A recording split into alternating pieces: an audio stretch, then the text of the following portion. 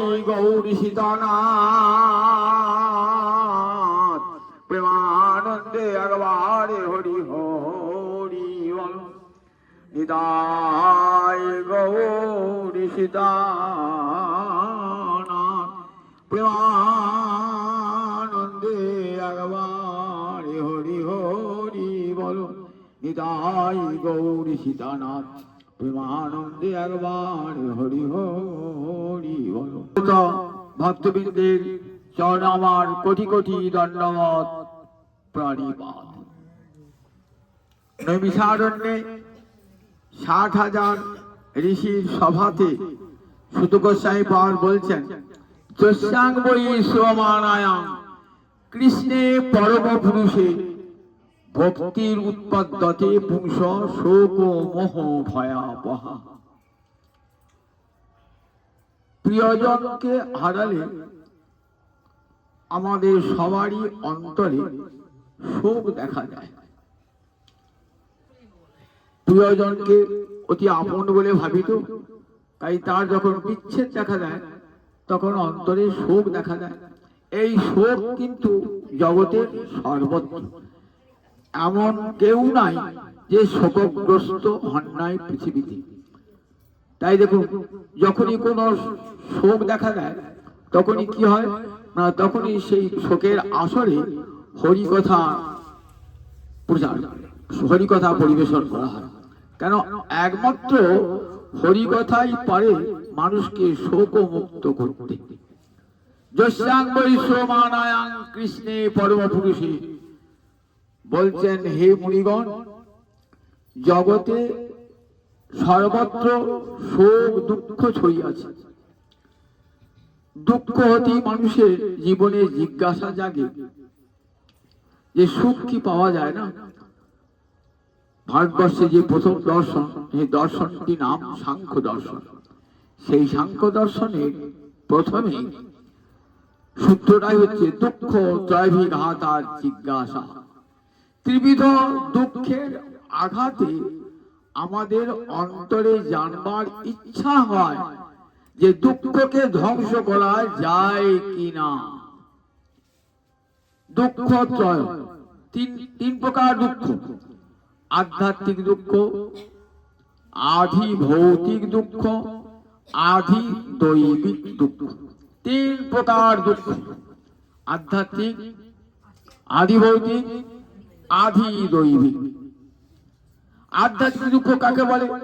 দেহের এবং মনের যে দুঃখ তাকে বলে আধ্যাত্মিক দুঃখ। এই যে প্রিয়জনকে হারিয়েছি, হারিয়ে মনের যে বেদনা, এর নামই হলো আধ্যাত্মিক দুঃখ। দেবতা থেকে পাওয়া যে দুঃখ তার নাম আধি দৈবিক দুঃখ। আর ভূত মানে প্রাণী হতে পাওয়া যে দুঃখ তার নাম আধি ভৌতিক দুঃখ। এই তিনটে দুঃখ জগতের সকলকে পেতে হয়। আব্রহ্ম স্তম্ভ পর্যন্ত সৃষ্টিকর্তা ব্রহ্মা হতে আরম্ভ করে সামান্য ক্ষুদ্র পিপীলিকা পর্যন্ত প্রত্যেককে এই দুঃখ শোক অনুভব করতে হয়। কিন্তু আমরা মানুষ দুঃখ শোক অনুভব করি কেন না? আমাদের মননশীলতা আছে বলে। অন্য প্রাণীর এই চিন্তা শক্তি নাই, মনন শক্তি নাই বলে মানুষের মতো এত শোক দুঃখ তারা অনুভব করে না। তাও শোক অনুভব করে। কুকুর বিড়াল দেখবেন, তারাও প্রিয়জন হারালে পারে তারাও শোকগ্রস্ত হয়। তাদের প্রকাশটা মানুষের মতো হয় না। সেই না ভাবি তাদের বোধহয় শোক হয় না, তাদেরও কিন্তু শোক দুঃখ হয়। একটা ঘটনা উল্লেখ করি। নবদ্বীপে যখন রামদাস বাবাজি, গুরুদেব রাধারমণ চন্দ্রদাস বাবাজি ছিলেন, একদিন নবদ্বীপের পথে দেখছেন একটা মা কুকুর, সে কাঁদছে। 3 দিন ধরে খায় নাই, রাস্তায় পড়ে কাঁদছে। জিজ্ঞাসা করেন রাধারমণ চন্দ্র বাবা, আচ্ছা মা কুকুর 3 দিন খায় না, কাঁদছে, চোখে জল দেখছি। তা বললো 5টি বাচ্চা ছিল, 5টি বাচ্চাই কে চুরি করে নিয়ে গেছে, সেই জন্যে ও মরে গিয়েছে, কে মাকেও চুরি করে নিয়েছে, আর সেই শোকেতে ও চোখে জল ফেলছে। তখন রাধারমণ চন্দ্র বাবা তখন তার মাথায় হাত বয়ে বলছে, দেখো মা, সংসারের এইটাই নিয়ম। আজ যাকে দেখছো কাল আর তাকে দেখতে পাবে না। মা দুঃখ করো না। কে কার জগতে, তুমি বা কার, তোমার সঙ্গে কি সম্পর্ক? এই বলে মাথায় হাত দিয়ে কুকুরটিকে সান্ত্বনা করছেন। কিছুক্ষণ পরেই দেখলেন কুকুরটি চোখে জল পড়া বন্ধ হলো এবং মা কুকুরটির সঙ্গে সঙ্গে রাধম চন্দ্রাবাজির সঙ্গে সঙ্গে আশ্রমে এসে উপস্থিত হলেন। দেখা যায় এই জগতে ইতর প্রাণী, মনুষ্যত প্রাণী, তাদেরও কিন্তু শোক আছে। এই শোক দুঃখ সারা বিশ্বব্যাপী এমন কেউ নাই যে শোক থেকে মুক্ত। বুদ্ধদেব যখন অবতার না, তখন এক রমণী এসেছেন, মহিলা এসেছেন, তার একমাত্র সন্তান তার মারা গিয়েছে। বলছে, বাবা তুমি তো ভগবান, আমার ছেলেকে বাঁচিয়ে দেওয়ার ইচ্ছা করলে তুমি আমার ছেলেকে বাঁচাতে পারো। বারবার চেষ্টা করছে বুদ্ধদেব তাকে বোঝাতে যে দেখো, মৃত ব্যক্তি আর কখনো আসে না, জানো জাতস্যই ধ্রুব মৃত্যু ধ্রুবং জন্ম মৃত্যুস্য। জন্মগ্রহণ করলে মৃত্যুকে বরণ করতে হবে, আবার মৃত ব্যক্তি পুনরায় জন্মগ্রহণ করবে, এই তো শাস্ত্রের নিয়ম। মা দুঃখ করো না। কিছুতেই হয় না মা। বলছে, বাবা আমার ছেলেকে বাঁচিয়ে দাও।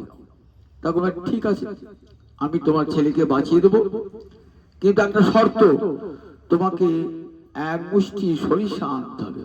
কোথা থেকে আনতে হবে? বললেন, যে বাড়িতে কোনোদিন শোক প্রবেশ করে না, অর্থাৎ যে বাড়িতে কেউ কোনোদিন মরে নাই আর তার জন্য শোক করে নাই, এমন বাড়ি থেকে তোমাকে এক মুষ্টি সরিষা নিয়ে আসতে হবে। বলে, বেশ বাবা, আর কি, আমি নিয়ে আসবো। এবার একটা বাড়িতে গেলেন, সেখানে জিজ্ঞাসা করছেন, বাবা মা আমাকে এক মুষ্টি সরিষা দেবে? বলে, হ্যাঁ দেবো না কেন, এক মুষ্টি সরিষা দিয়েছে। তা বলে, আচ্ছা একটা জিজ্ঞাসা করো, তোমার বাড়িতে কেউ মরে নাই? হ্যাঁ, গত বছর মা মারা গেছে। তাহলে তোমার সরিষা নেওয়া হবে না তো? আবার একটা বাড়িতে গেলেন, বলছে, মা আমাকে একটু এক মুষ্টি সরিষা দেবে? হ্যাঁ নিয়ে যাও সরিষা। আচ্ছা তোমার বাড়িতে কেউ মরে নাই? হ্যাঁ, আমার দাদু মারা গেছে গত বছর। আবার একটা বাড়িতে গেলে, এমনকি যে বাড়ি যান সেই বাড়িতে বললেন, কেউ বলে আমার কাকা মারা গেছেন, কেউ বলে কাকিমা মারা গেছেন, কেউ বলে জ্যাঠাইমা মারা গেছেন। এমন একটা বাড়ি খুঁজে পেলেন না যেখানে মৃত্যু প্রবেশ করে নাই।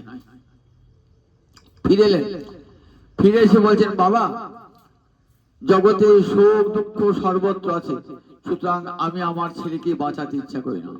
বাবা তুমি এমন অমৃত দীক্ষা দাও যেন কেউ যেন আর মরণের পথে না যায়। হর জগতের প্রিয় আধার দাও গো অমৃত দীক্ষা। অমৃত মন্ত্রে দীক্ষা দান করো জগতের, যাতে আর মৃত্যু প্রবেশ করতে না পারে, এমন দীক্ষা দাও জগতের জীবকে, জন্মমৃত্যুর চক্রে যাতে আর আসতে না হয়। কত সুন্দর করে বুঝিয়ে দিলেন যে দুঃখ আছে, এই দুঃখের জন্য একটা ঋষিদের অন্তরে জিজ্ঞাসা যে আচ্ছা এই শোক থেকে কি মুক্তি পাওয়া যায় না, দুঃখ থেকে মুক্তি পাওয়া যায় না? দুঃখ ত্রয় বিঘাতা জিজ্ঞাসা, এই নিয়ে ভারতবর্ষের দর্শন শুরু হলো। ভারতবর্ষের 6টা দর্শন। তো প্রথম দর্শনটার নাম হলো সাংখ্য দর্শন। কি হলো? প্রথম দর্শনের নাম হলো সাংখ্য দর্শন। সাংখ্য দর্শন কার লেখা? কবির লেখা। এইখান থেকে শুরু হলো জিজ্ঞাসা যে দুঃখ কেমন করে ধ্বংস করা যায়, সুখ কেমন করে পাওয়া যায়। সাংখ্য দর্শনের পরের দর্শনটার নাম হলো সাংখ্য দর্শন পাতঞ্জল দর্শন, অর্থাৎ যোগ দর্শন। যোগ দর্শন ও ঋষিদের উত্তর খুঁজে পাওয়া গেল না, তখন তারা ন্যায় দর্শন, বৈশেষিক দর্শন সব আলোচনা করলেন কেমন করে দুঃখকে ধ্বংস করা যায়। জৈমিনীর পূর্ব মীমাংসা, সেখানেও দুঃখের মীমাংসা না, শেষ দর্শন বেদান্ত দর্শন। এই বেদান্ত দর্শনে এসে ঋষিরা সিদ্ধান্ত বোঝালেন, হ্যাঁ দুঃখকে ধ্বংস করা যায়। কেমন করে দুঃখকে ধ্বংস করা যায়? বললেন, দেখো যদ্বৈ ভূমা তদ্বৈ সুখম নাল্পে সুখম অস্তি। বলে জগতে সমস্ত বস্তু অল্প, তাতে সুখ নাই। যদ্বৈ ভূমা, যতক্ষণ পর্যন্ত ভগবানকে না পাচ্ছ ততক্ষণ পর্যন্ত সুখ নাই, ততক্ষণ পর্যন্ত জীবকে দুঃখ ভোগ করতে হবে। কবিরাজ গোস্বামী পাদ বিখ্যাত দার্শনিক ছিলেন। তো চৈতন্য চৈতামৃতে কেমন সুন্দর করে বিশেষ কৃষ্ণ ভরি সেই জীব অনাদি বিমুখ, অতএব মায়া তারে দেয় ভীষণ দুঃখ। কৃষ্ণ ভরি সেই জীব অনাদি বহির্মুখ, অতএব মায়া তারে দেয় ভীষণ দুঃখ। জগতের জীব কৃষ্ণকে ভুলে আছে, আর ভুলে থাকার জন্যে মায়া তাকে দুঃখ দান করেছে। কৃষ্ণ ভরি সেই অনাদি কৃষ্ণের কৃষ্ণ বহির্মুখ বলি জীবের এত দুঃখ। ভারতবর্ষের বৈদান্তিক দর্শন মুন্ডক উপনিষদ বলেছেন, দেখো জীব আর ভগবান দুজন পরস্পর সখা। দাস উপর্ণা সজুজা সখায়া সমানং বৃক্ষং পরিশস্য জাতি তয়োরণ্য পিপ্পলং সাধুবত্তি অনস্নান অন্য অভিচাকশীতি সমানে বৃক্ষে পুরুষ নিমগ্ন অনিশয়া শোচতি মুচ্যমান দুষ্টং যদা পশ্যতি অন্নবিষং অস্য মহিমানম ইতি বীত শোক। জীবের সঙ্গে ভগবানের সম্পর্ক কেমন সুন্দর কেউ বুঝলেন, যিনি কবিরাজ গোস্বামীপাদ পর ছন্দে বলেছেন না, সেইটি মুন্ডক উপনিষদের কথা। এই দেহটাকে তুলনা করে একটা বৃক্ষের সঙ্গে। গাছে যেমন পাখি বসে থাকে, এই দেহ বৃক্ষের দুটো পাখি বসে আছে, দাস উপর্ণা সজুজা সখায়া। তারা দুজন কিন্তু পরস্পরের বন্ধু এবং সমান চৈতন্যযুক্ত, এবং তারা সুন্দর পাখাযুক্ত পাখি। সুপর্ণা মানে সুন্দর, পর্ণ মানে পাখা আছে যা, সমান সজুজা মানে সমান যোগ্যতা আছে যা, আর দুজনের সমান সখা। এই দেহ আছে দুটো পাখি, একটা পাখি হলো পরমাত্মা আর একটা জীবাত্মা, একটা শিব একটা জীব। দুটো পাখি বসে আছে, ভগবানও আছেন আবার জীবাত্মা। আমাদের দেহেতে দুই আছে, পরমাত্মা আছেন আবার জীবাত্মা আছেন। ভগবান দুই রূপী আমাদের দেহে রয়েছে, পরমাত্মা এবং জীবাত্মা। কিরকম কেমন আছে পরমাত্মা জীবাত্মা? জীবাত্মার মুখটা আছে সামনে দিয়ে, আর পিছনে আছেন ভগবান। ভগবান পিছনে আর সামনে এই ভগময় জগৎ। জীবাত্মা কাকে দেখছে? ভগবানকে দেখতে পাচ্ছে না। ভগবান পিছনে আছে বলে ভগবানকে দেখতে পাচ্ছে না। আমার পিছনে লোককে দেখবো, সামনে লোককে দেখতে পাবো। জীব কেমন, জীবের অবস্থানটা কেমন না, জীবের সব ইন্দ্রিয় গুলো এই ভোগময় জগতের দিকে। বাড়ি গাড়ি ধন সম্পত্তি বৈভব, এইদিকে জীবের সব ইন্দ্রিয়। পরাঞ্চি খানি ক্ষমান ইন্দ্রিয়, পরাঞ্চি মানে পরা মুখ। ভগবানের দিকে মুখ নাই, মুখটা রয়েছে সব এই ভোগময় জগতের দিকে, আর পিছনে আছেন ভগবান। তাই কৃষ্ণ বলি সেই জীব অনাদি বহির্মুখ, অতএব মায়া তাই, তার ফলে কি মায়া তাকে আক্রমণ করছে। ভগবানের দিকে মুখ নাই বলি মায়া তাকে আক্রমণ করেছে। আপনার যে সূর্যের দিকে মুখ থাকে, তাহলে দেখবেন ছায়াটা আপনার পায়ের তলায়। আর যদি সূর্যকে পিছনে রেখে আপনি সামনে হাঁটেন না, ছায়া আপনার সঙ্গে সঙ্গে বড় হয়ে যাবে, বড় হয়ে যাবে। আর যে মুখটা ঘুরিয়ে দেন সূর্যের দিকে, দেখবেন ছায়াটা ছোট হয়ে পায়ের তলায় পড়ে গেছে। ঠিক তেমনি গোবিন্দের দিকে মুখ করে যান, দেখবেন মায়া আপনার পায়ের তলা। আর যদি গোবিন্দ বিমুখ হয়ে যান, দেখবেন মায়া আপনাকে আক্রমণ করতে করতে যাচ্ছে। তাই কৃষ্ণ বলি সেই জীব অনাদি বহির্মুখ। এখানেও উপনিষদে ঋষি বললেন, দাস উপর্ণা সজুজা সখায়া সমানং বৃক্ষং পরিশস্য জাতে। একটা গাছেই রয়েছে দেহ পাখি, জীব পাখি আর শিব পাখি। একটা গাছেই রয়েছে, কিন্তু এমন অবস্থানটি ভগবান আছেন পিছনে আর সম্মুখে আছেন মায়ার জগৎ। এই জগৎকে দেখি কি করে, তয়োরণ্য পিপ্পলং সাধুবত্তি। বললেন একটা পাখি কি খাচ্ছে, তা কর্মফল ভোগ করছে। কর্মফল ভোগ করবার জন্যই জগতে আসা। যতদিন কর্মফল ধ্বংস না হচ্ছে, ততদিন জীবের মুক্তি হয় না। একটার পর একটা জন্ম পরিগ্রহ করতে হবে। এই জীব পাখিটা না কর্মফল ভোগ করছে। তাই অন্য পিপ্পলং সাধু কর্মফল ভোগ করছে। কি কর্মফল ভোগ করছে? কর্ম করতে গেলে হয় পাপ নয় পুণ্য, পাপের ফল দুঃখ, পুণ্যের ফল সুখ। কখনো দুঃখ অনুভব করছেন, কখনো সুখ অনুভব করছেন। কখনো পুণ্যের ফলে দান ধ্যান করেছেন, তার ফলে সুখ এসেছে, আবার কখনো কার প্রতি অন্যায় অবিচার করেছেন, তার ফলে দুঃখ ভোগেছেন। এমনি করে কখনো পাপ, কখনো সুখ, কখনো দুঃখ অনুভব করছে জীব একটা প্রকার। এই কর্মফল ভোগান্তে আবার কি হবে? কর্মফল ভোগের জন্য জীবের দেহ তৈরি হয়। জীব যেমন যেমন কর্ম করবে তেমনি তেমনি দেহ হবে। একটা সুন্দর গল্প শোনালেন ভাগবতের ৪র্থ স্কন্ধে। দেবর্ষি নারদ রাজা প্রাচীন মণিকে বলছেন, শোনো রাজা, আমি তোমাকে একটা গল্প শোনাই। নারদ শোনাচ্ছে একটা গল্প।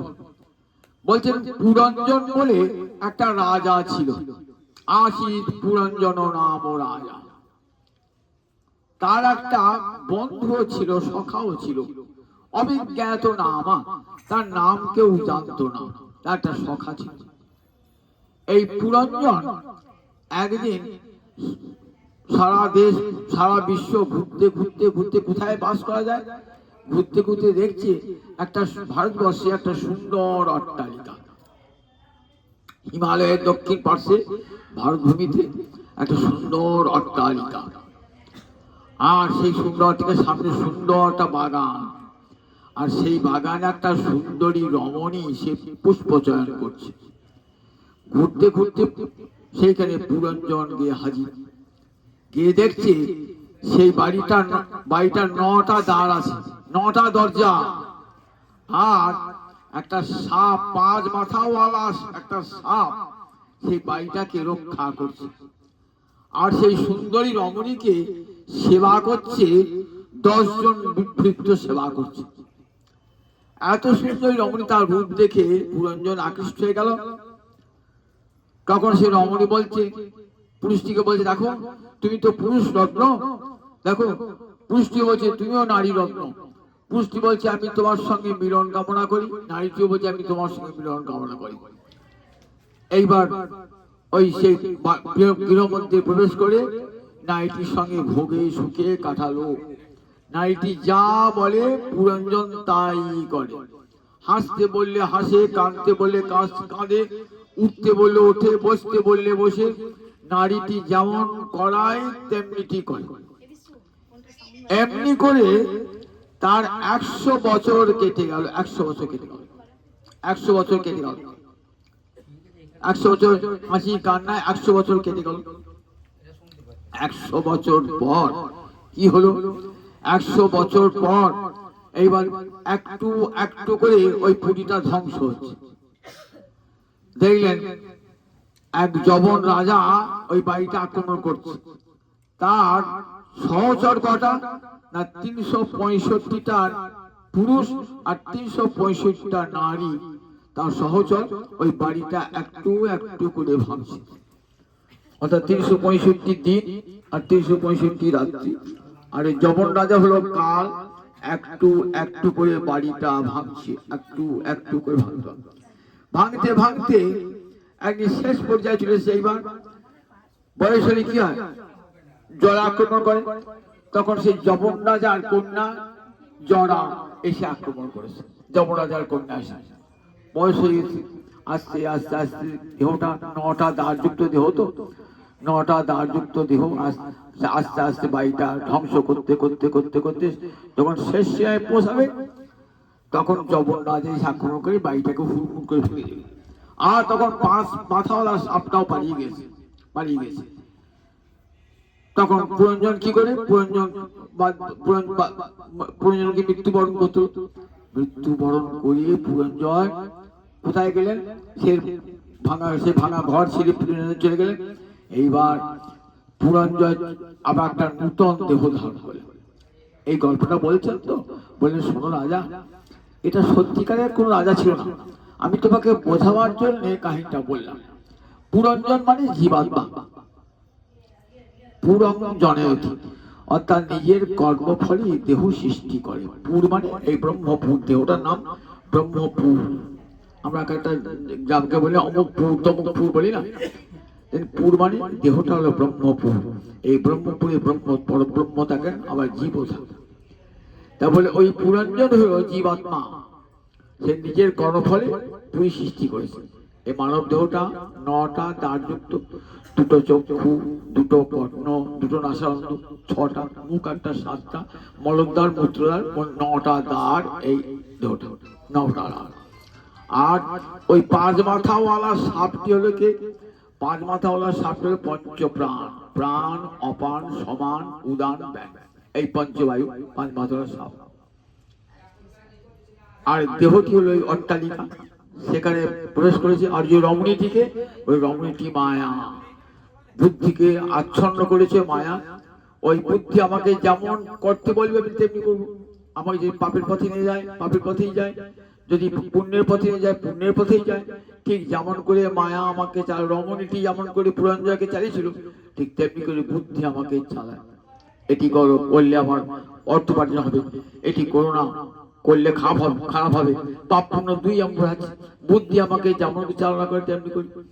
এমনি করতে করতে কি হয়, একদিন দেহটা কি হয়, 100 বর্ষ মানুষ বাঁচে, 100 বর্ষের পরে কে জ্বর আক্রমণ করে।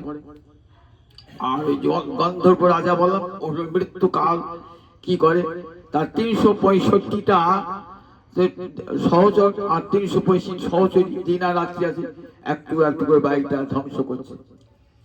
এইবার রমণীকে সেবা করছে 10 জন ভৃত্য। 10 জন ভৃত্যকে না, 10 জন ভিতর 10টি ইন্দ্রিয় সেবা করছে, 10টি ইন্দ্রিয়। এমনি করতে করতে একদিন 100 বছর পরমায়ু হয়ে যায়, তখন জরা এসে আক্রমণ করে, তখন দেহটি ধ্বংস হয়ে যায়। তখন আবার তার নূতন পুরুষ দেহ সে খুঁজে। পুরঞ্জনে কি করলো, এই দেহটা চলে গেল। পুরঞ্জন এবার তারপর বহু নরক আদি ভোগ করার পর আবার একটা দেহ লাভ করে, এবার সে নারী দেহ লাভ করল। জীবাত্মার কোন দেহ নাই, কিন্তু জীবাত্মা কর্মফল অনুযায়ী কখনো নারী হয়, কখনো পুরুষ হয়, কর্মফল অনুযায়ী।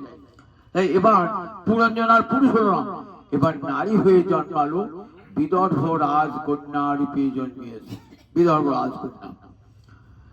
দেখুন, এইবার মহৎ কৃপা লাভ হয়েছে বহু জন্মের পর। ব্রহ্মাণ্ড ভবিতে ভবিতে কোন ভাগ্যবান জীব গুরু কৃষ্ণ প্রসাদে পাহায় ভক্তিলতা বীজ। হাজার হাজার জন্ম ঘুরতে ঘুরতে ঘুরতে ঘুরতে যদি মহতের কৃপা লাভ হয়ে যায়, ক্ষণমীয় সজ্জন সঙ্গতি রেখা ভবতী ভবার্ণব তরণী নৌকা। কতবার আসছি আর যাচ্ছি পৃথিবীতে, একবার করে জন্মাচ্ছি, একবার করে মরছি। পুনরপি জননং পুনরপি মরণং পুনরপি জননী জঠরী শয়নং। যতদিন কর্মফল শেষ না হচ্ছে, আসা যাওয়ারও আর শেষ নাই, যেতে হবে। কর্মফল ভোগ করতে করতে করতে করতে একদিন যখন মহৎ কৃপা লাভ হয়ে যাবে, মনটা ভগবানের দিকে ঘুরে যাবে, তখনই কর্মফল ধ্বংস, সমস্ত কর্মফল পুড়ে ধ্বংস হয়ে যাবে। বেদমাতা বললেন, দুঃখ করো না, তোমার কর্মফল ধ্বংস হবে। কেমন জানো? বিদ্যতে হৃদয়বন্থী ছিদ্যন্তে সর্বসংশয়া ক্ষীয়ন্তে চাস্য কর্মাণি তস্মিন দৃষ্টে পরাপরে। তস্মিন দৃষ্টে পরাপরে, সে পরাপরস্থ পুরুষ ভগবানকে যখন সাক্ষাৎকার করবে না, যখন ভগবানের দিকে যাবে মুখটা, তখন কি হবে, কর্মাণি ক্ষীয়ন্তে, সব কর্মফল পুড়ে ছাই হয়ে যাবে। হৃদয়ের গ্রন্থি ভিন্ন হয়ে যাবে, সব সংশয় ছিন্ন হয়ে যাবে, জীব তুমি অমৃত লোকে যাত্রা করবে। এইবার দেখুন, বিদর্ভ রাজকন্যা হওয়ার পর পুরঞ্জন কিন্তু নারী হয়ে জন্মিয়েছে। তো নারী হয়ে জন্মে কিন্তু এবার তার স্বীকৃতি লাভ হয়েছে, মহৎ কৃপা লাভ হয়েছে, গুরু কৃপা লাভ হয়েছে। ফলে এবার তার বিবাহ হয়েছে। কথা, এক ভক্ত রাজার সঙ্গে বিয়ে হয়েছে। ভক্ত রাজা, সে রাজা মলয়ধ্বজ, হরিভক্তি পরায়ণ রাজা। রাজা সঙ্গে রানী সমান ধর্মাচরণ করেন। এমনি করতে করতে রাজার অন্তরে বৈরাগ্য এলো যে রাজ ঐশ্বর্য নিয়ে কি হবে, চলো ভগবান সব পরিত্যাগ করে পুত্রের হাতে সব অর্পণ করে রাজা চলে গেলেন, নির্জনে বসে হরিভজন করবার চলে গেলেন। সঙ্গে স্ত্রীও গেলেন। সেই পুরঞ্জনী এবার কিন্তু নারী হয়েছেন। নারী হয়ে এবার ভালো সঙ্গ পেয়েছেন, মহৎ সঙ্গ লাভ হয়েছে, মহৎ কৃপায় সুন্দর স্বামী রত্ন লাভ হয়েছে। এইবার চলে গেছেন নির্জনে স্বামী স্ত্রী দুজনই ভোজন করতে। এমনি করতে করতে রাজা একদিন প্রাণ বললেন, প্রাণ গোবিন্দ চিন্তা করতে করতে প্রাণ বিসর্জন দিলেন। তখনকার দিনে সতীর অমনিতা ভাবছেন, আমি আর বৈধব্য যন্ত্রণা কেন ভোগ করবো, আমিও স্বামীর সঙ্গে এক চিতায় প্রাণ পরিত্যাগ করবো। এমনি করে চিতা সাজাচ্ছেন। চিতা যখন সাজাচ্ছেন না, তখন সেই বন্ধুটি এসে হাজির। যে সখা একসঙ্গে দেহ বিক্রি ছিল, যে সখা, সেই সখার সাথে ভগবান এসে হাজির। এসে বলছে যে দেখো পুরঞ্জন, তুমি কে? তুমি নারীও নও, তুমি পুরুষও নও, তুমি আমার চিরকালের অংশ, আমি তোমার সখা। আমাকে তুমি ভুলেছিলে, তাই এত তোমার কর্মফল ভোগ। কখনো নারী, কখনো পুরুষ, কখনো নারী, কখনো পুরুষ, এমনি হতে হতে কখনো বিড়াল, কখনো কুকুর, কখনো দেবতা, কখনো কৃমি কীট, হতে হতে হতে কর্ম বিপাকে গতাগতি পুনঃ পুনঃ মতি রহু দুয়াপর সঙ্গে। কর্ম বিপাকে গতাগতি, কর্মফলের বিপাকে গতাগতি, একবার যাওয়া আর একবার আসা, পুনঃ পুনঃ কর্মফল। যতদিন কর্মফল ধ্বংস আছে, এমনি করে কর্মফল তোমাকে ভোগ করতে হয়েছে। দেখেছো, তুই আমাকে ভুলেছিলে বলি কৃষ্ণ ভুলি সেই জীব অনাদি বহির্মুখ, অতএব মায়া তারে দেয় ভীষণ দুঃখ। কভু স্বর্গে উঠায়, কভু নরকে ডুবায়, দণ্ডজনে রাজা যেন নদীতে চুবায়। কখনো পুণ্য ফলে স্বর্গে উঠলাম, এই জগতেই স্বর্গ সুখ ভোগ করলাম, বাড়ি গাড়ি ধন দৌলত করলাম। আবার অপরাধের জন্য পরজন্মে গেলাম, চন্ডাল গুলি জন্মালাম, দরিদ্র গুলি জন্মালাম, ভিকিরি গুলি জন্মালাম, সেখানে বহু দুঃখ কষ্ট ভোগ করতে হলো। ভাগবত উদাহরণ দিলেন, দেখো ওই খুব পরিত যথাধীন সারমেয় গৃহং গৃহং।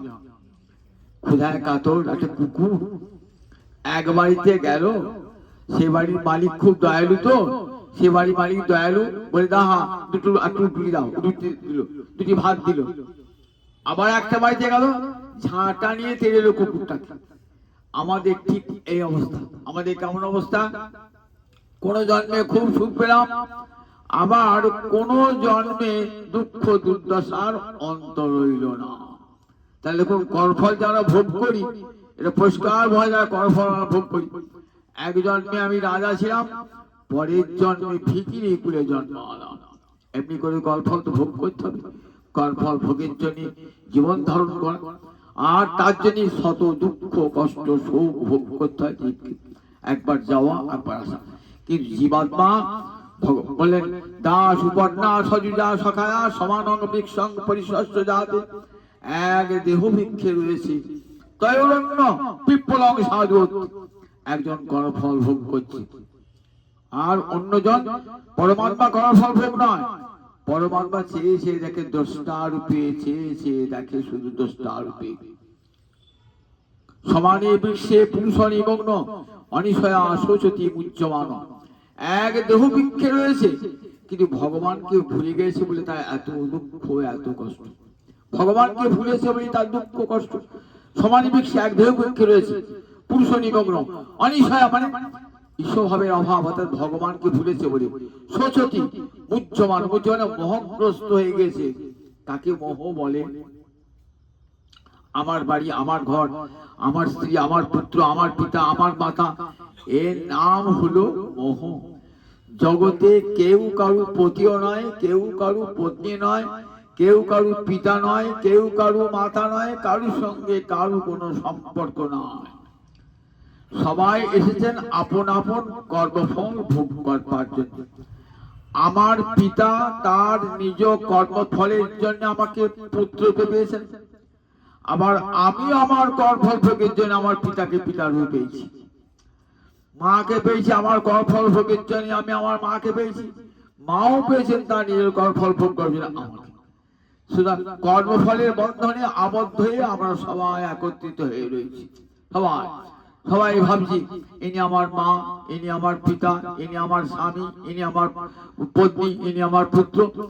এরই নাম হলো মোহ। শোচতি মুচ্যমান। আর মোহ থাকা পরে শোক হয়। মোহ থাকা, অর্জুনকে ভগবান বলছেন না, অর্জুন যখন বললে আমি আর যুদ্ধ করতে পারবো না, কাদের সঙ্গে যুদ্ধ করবো? সব তো আমার নিজের লোক। দেখো দুর্যোধন দুঃশাসন ওরা বুঝতে না পারে, আমি তো বুঝতে পারছি যে ওরা আমার নিজেরই লোক। শুধু তাই না, আমার গুরুদেব রয়েছেন ভীষ্ম, দ্রোণ, কৃপাচার্য, কি করে এর সঙ্গে যুদ্ধ করি? আবার দুর্যোধন দুঃশাসন একসঙ্গে খেলা করেছি, একসঙ্গে বড় হয়েছি, এদিকে মারবো কেমন করে, এদিকে মেয়েদের সম্পদ ভোগ করবো কেমন করে? তখন ভগবান কি বলছে, কুতস্তা কসমলে মিদং বিষমে উপস্থিত। এই মোহটা কসমলে মোহ, বিষম সংকট কালে এই মোহটা তোমার এলো কোথা হতে অর্জুন? আর চরম যখন সংকট কাল এসে উপস্থিত, রাষ্ট্রের দাবি কি দাবি না, দেখো দুর্যোধন দুঃশাসন যতদিন থাকবে প্রজারা সুখে থাকবে না, তাদের বিনাশ সাধন করতে হবে। সমস্ত রাজ্যের প্রজার এই দাবি, আর তুমি ক্ষত্রিয় রাজা হয়ে তুমি সেটা পালন করবে না, তাই জন্য পিছিয়ে আসবে, রাজধর্ম পালন করবে না, রাজাকে তার রাজধর্ম পালন করতে হবে না। না করলে অনার্য দুষ্টম অসর্গম অকীর্তিকরম অর্জুন, তুমি যদি তোমার রাজধর্ম পালন না করো তাহলে সেটা অনার্যচিত কার্য হবে। রাজার কার্য রাজধর্ম পালন করা। আমি একজন গৃহস্থ মানুষ, আমার কর্তব্য গার্হস্থ্য ধর্ম পালন করা। আপনি ব্রাহ্মণ কুলে জন্মেছেন, ব্রাহ্মণের ব্রাহ্মণত্ব রক্ষা করা আপনার ধর্ম। তাহলে প্রত্যেকে একটা ধর্ম আছে, তো ধর্মটা রক্ষা করতে হবে। অর্জুন দেখো, তোমাকে রাজধর্ম রক্ষা করতে হবে। দুর্যোধন দুঃশাসন এরা যদি রাজা হয় তাহলে রাজ্যের অমঙ্গল অকল্যাণ দেখা দেবে। যে রাজা নারী ধর্ষক হয়, নারী উপর অত্যাচার করে, যে রাজা অপরের সম্পদ অপহরণ করে, সে রাজা কখনো প্রজাকে সুখ দান করতে পারে না।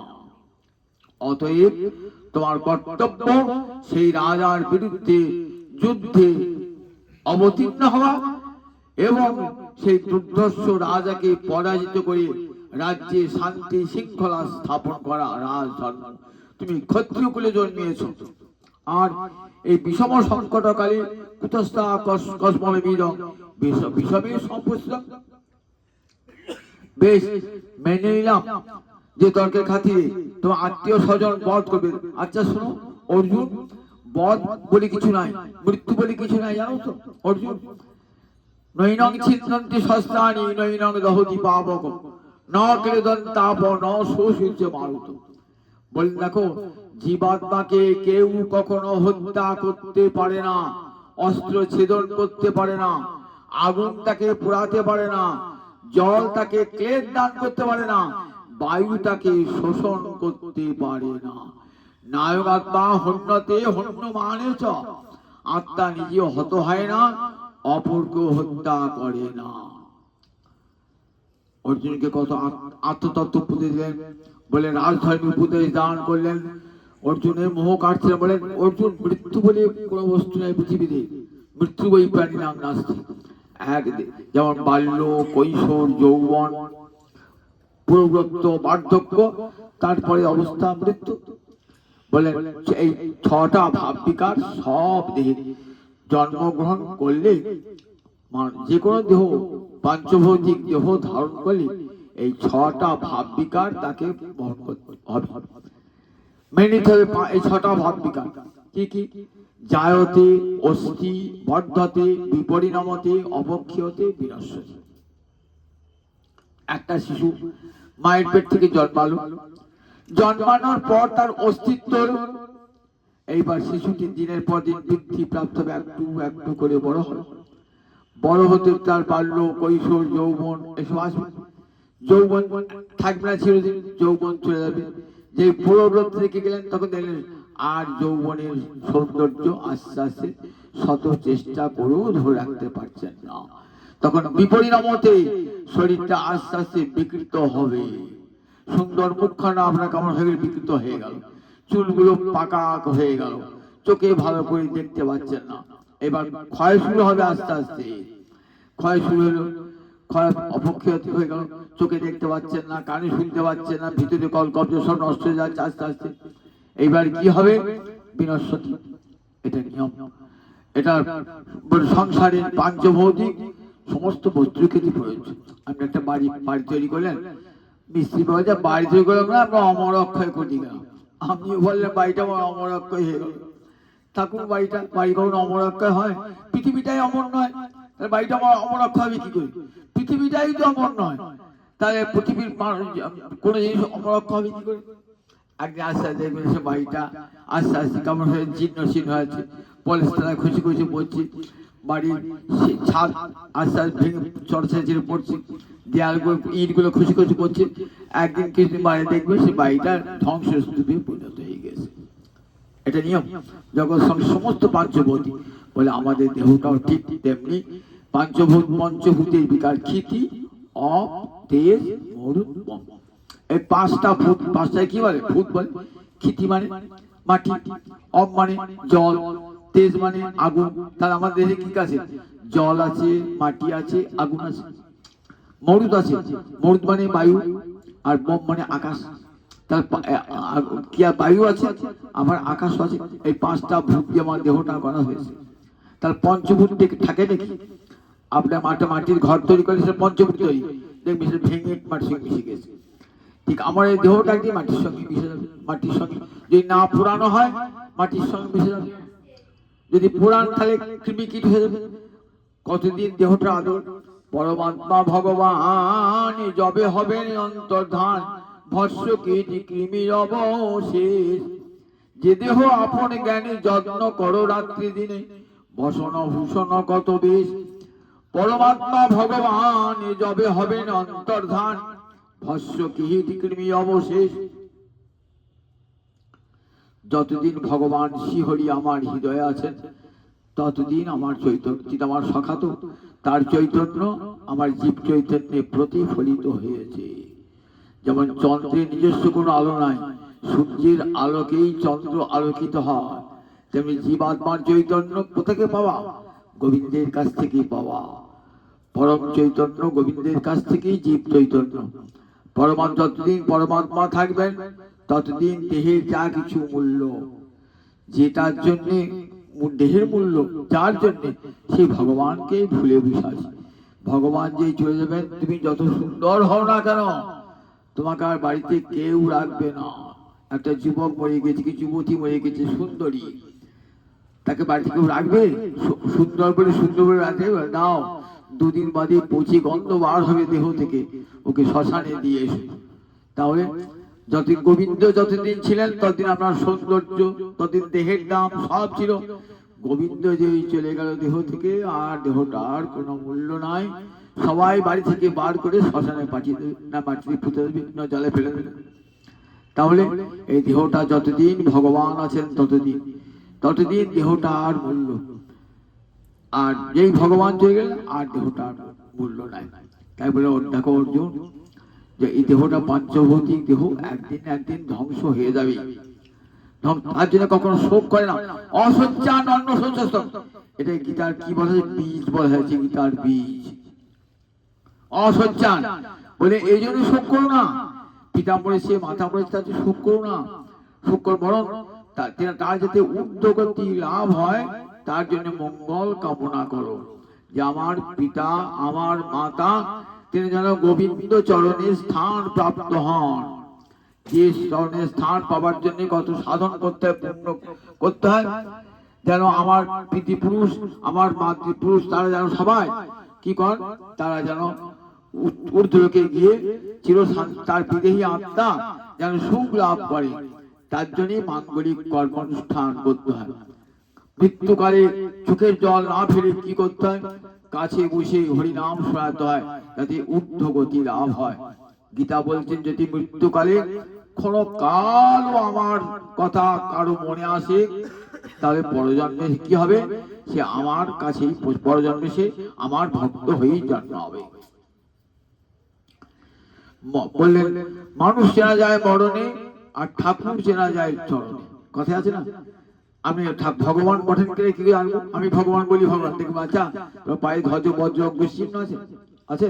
তুই যে বলছি ভগবান, ওই ভগবানের চিহ্ন কত আছে? আজ লম্বিত বহু আছে তোমার, আয়তন নয়ন আছে তোমার, তুই অবতার বলছো? সবাই মনে করে দেখো, সবাই অবতার হয়ে গেছে, সব গুরুরা অবতার। তো তুমি যে অবতার ঘটন অবতার লক্ষণ কই শাস্ত্রে বলা আছে অবতার লক্ষণ কেমন হবে? গোবিন্দের চরণে গৌরহরি চরণে ধ্বজ বজ্র অঙ্কুশ সব চিহ্ন পালিত, আজান লম্বিত বাহু হবে, তারপর আকর্ণ বিস্তর নয়ন হবে। কই কই আছে? বলে আছে ভগবান। ভগবান বলি তো ভগবান হবে না? তো মানুষ চায় ঠাকুর চায় যায় চরণ ঠাকুর যেমন মানুষ, এই মানুষটি কেমন ছিল মৃত্যুকালে জানা যাবে। মৃত্যুকালে হরি হরি বলতে বলতে যখন প্রাণ পরিত্যাগ করবেন সারা জীবন হরি আরাধনা করেছেন, তাই মৃত্যুকালেও মৃত্যুকে হাসি মুখে মৃত্যুকে বরণ করতে গেল। যেদিন জন্মেছিলেন সেদিন সবাই সবাই যেদিন জন্মগ্রহণ করেন সেদিন সবাই হেসেছিল আর আপনি কেঁদেছিলেন। আবার যেদিন চলে যাবেন সেদিন যেন সবাই কাঁদে, আপনি হাসতে হাসতে চলে যাবেন। মৃত্যু মৃত্যু কি দেখাও ভয়, মৃত্যু তাকে বরণ করতেই হবে। তার জন্য ভয় কি? তার জন্য প্রস্তুতি হবে, ভাবতে হবে এই লব্ধা সুদুর্লভে সুদুর্লভে ইদম বহু সম্ভবান্তি। বহু জন্মের পর মানব জন্ম পেয়েছি, ভগবানের করুণার দান। আমাকে কেন বিড়াল কুকুর না করে আমাকে মানুষ করেছে, এই জিজ্ঞাসাটা মনে সবসময় আনতে হবে। তাহলে মানুষ হয়ে যদি মানুষের ধর্ম পালন না করি তাহলে মানুষ হব কেমন করে? মানব ধর্ম মানুষের কাজ হলো এই মানব জন্ম লাভ করে ভগবত সেবা, বিষয় ভোগের জন্য নয়। বিষয় ভোগ করো, বিষয় ভোগ সংসারে থাকতে গেলে বিষয় ভোগ তো করতেই হবে। সেখানে সকলকে নিয়ে সংসার রচনা করেছে ভগবান দিয়েছেন, এটা তো একটা লীলা, তার সৃষ্টি লীলায় সাহায্য করা এটাও একটা বড় তার সেবা। কিন্তু মনে রাখতে হবে কখনো ভগবানকে ভুলে নয়, তাকে অন্তরে সব সময় স্মরণে রেখে, ভগবানকে অন্তরে স্মরণে রেখে সমস্ত কর্ম করতে হবে। হৃদয়ে যেন ভগবান শিহর সবই মনো কৃষ্ণ পদারবিন্দয়। দেখুন মহারাজ অম্বরীশ এত বড় সংসারে এত বড় রাজত্ব পরিচালনা করছেন, মন গোবিন্দ চরণারবিন্দে। প্রহ্লাদ আদি ভক্তগণ, মহারাজ যুধিষ্ঠির সবাই রাজা হয়েছেন। আপনি একটা বাড়ির কর্তা আর এরা রাজাটা রাজ্যের কর্তা, কিন্তু কি করে ভগবানের মনটা রাখলেন? দেখুন মনটি ভগবানের বাল্যকাল থেকে সদা তদ্ভাব ভাবিত, সব সময় ভগবান শ্রীহরিকে স্মরণ রেখেছেন না, তাই মন সব সময় দেখুন গোবিন্দ চরণে। মৃত্যুকালেও ঠিক দেখবেন সারা জীবন যদি গোবিন্দ গোবিন্দ বলেন না, মৃত্যুকালেও গোবিন্দ চিন্তা করতে করতে মৃত্যুবরণ হবে।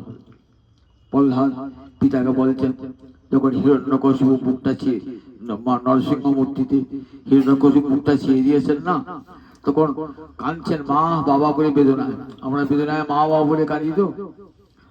প্রহ্লাদ বলছেন মাতস্তাতেতি মা ব্রুহি মরণে সমপস্থিতি। মৃত্যুকালে মা বাবা বলে কাঁদবেন না, কি বলে কাঁদবেন? গোবিন্দ গোবিন্দ গোবিন্দ। তাই যারা নিজের জল হবে না কাছে থেকে তারা না খেতে চোখের জল না ফেলে কি করেন? তার চোখের জল না ফেলে গোবিন্দ স্মরণ করিয়ে দেন। স্মৃতিপথে যদি ক্ষণকাল, ভাগবতে বলা আছে, উদ্ধব বলছেন নন্দ মহারাজ, ক্ষণকাল যদি স্মৃতিপথে গোবিন্দ চিন্তা এসে যায় তাহলে কি হয় না, পরকালে তার পরম গতি লাভ হয়ে যায়। তাই যাতে মৃত্যুকালেও অন্তত একবার গোবিন্দ স্মরণ হয়, তার জন্য আত্মীয় স্বজনের উচিত কর্তব্য কাছে থেকে তাকে হরি কথা শোনানো, হরিনাম শোনানো, গীতা শোনানো, ভাগবত শোনানো, চৈতন্য চৈতামৃত শোনানো, কানে গেলেও মঙ্গল ভাব হয়ে যায়।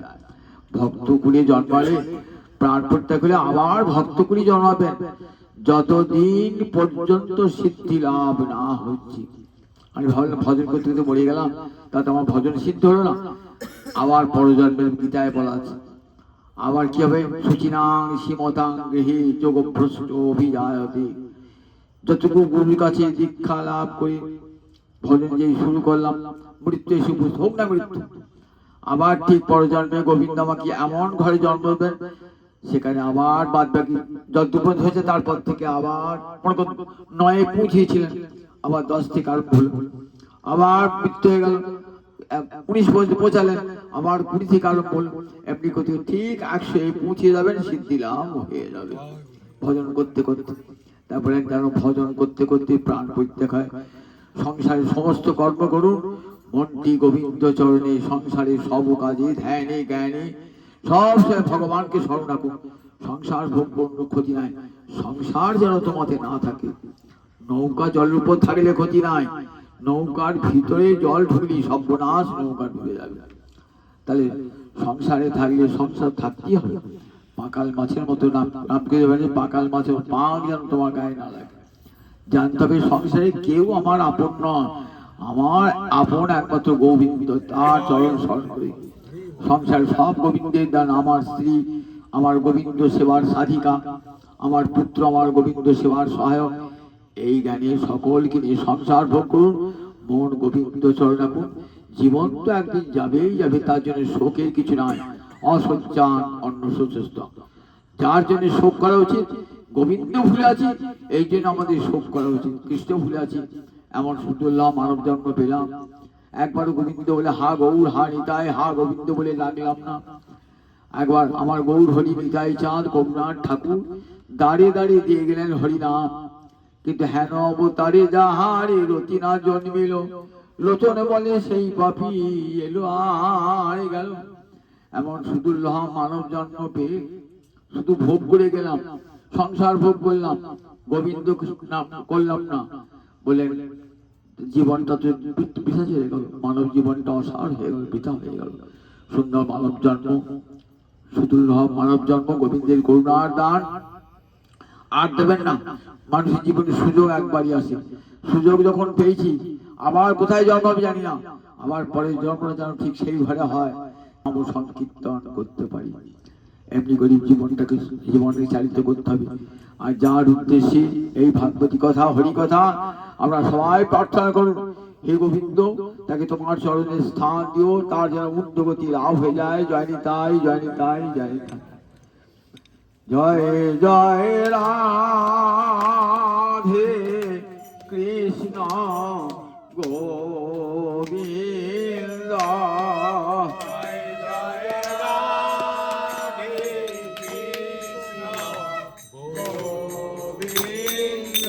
জয় জয় শ্যাম সুন্দর মদন মোহন বৃন্দাবন চন্দ্র,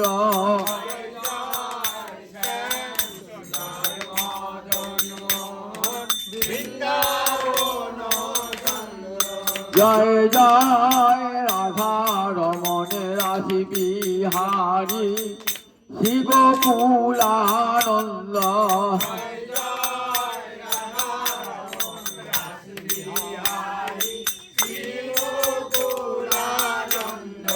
জয় জয় রাশেশ্বরী বিনোদিনী ভানুকুল চন্দ্র,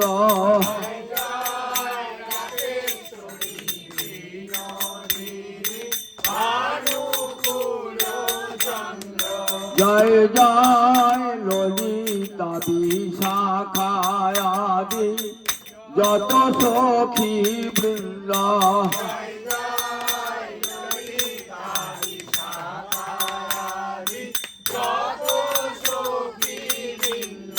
জয় জয় কাত্যায়নী পৌর্ণমাসী আরি বীরা বৃন্দ,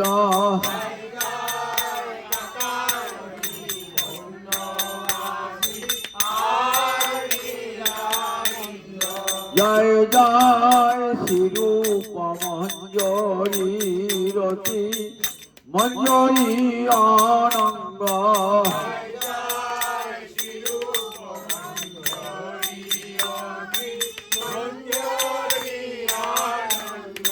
জয় জয় কৃপা করি দেহ যুগল চরণার বিন্দ,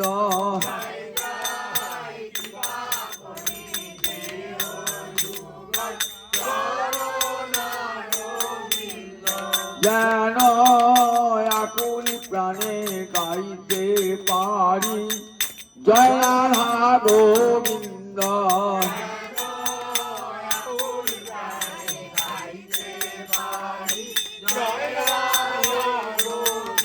জয় রাধে রাধে গোবিন্দ, জয় রাধে রাধা রানী জয় দা বৃন্দাবন বিলাসিনী রাধারানী জয় দাও শ্যাম মন মোহিনী রাধারানী জয় দাও বিশ্বভানু রাজনন্দিনী রাধারানী জয় দাও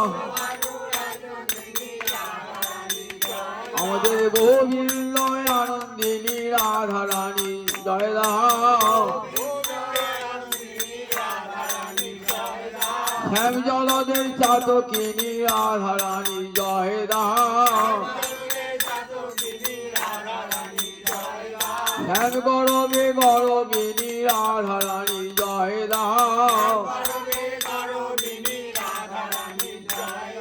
রাস রস বিলাসিনী রাধারানী জয় দাও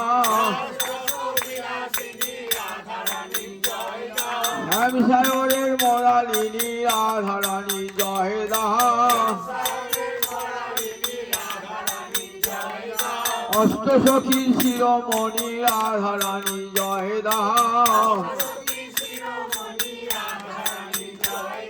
ব্রজ গোপীর মুকুটমণি রাধারানী জয় দাও শ্যাম জলদের চাতকিনী রাধারানী জয় দাও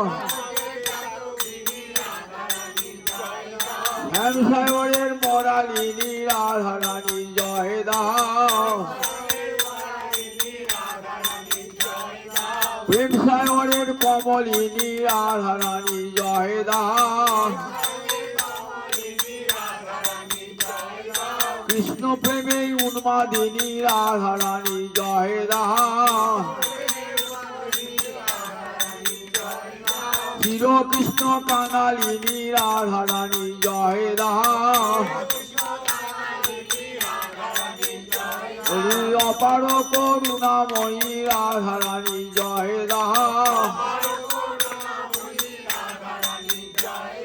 প্রাণ ভরে জয় দাও ভবজালা দূরে যাবে প্রাণ ভরে জয় দাও